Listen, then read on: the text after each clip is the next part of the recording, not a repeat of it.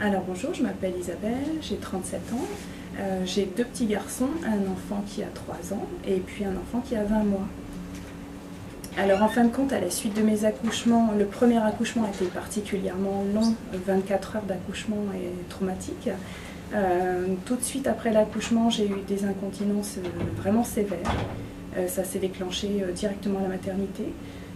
Donc à ce moment-là, on m'a tout de suite dit il faut faire la rééducation. Et à partir de là, ça fait donc 3 ans que je souffre d'incontinence. L'apprentissage de la propreté, on le fait très tôt, hein, vers 18 mois, 2 ans, 2 ans et demi, 3 ans.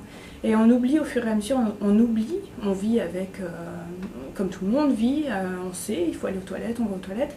Et quand on a ce genre de souci qui est provoqué radicalement, comme là par un accouchement, on ne comprend pas du tout pourquoi, d'un seul coup, on nous retire cette sensation de contrôle.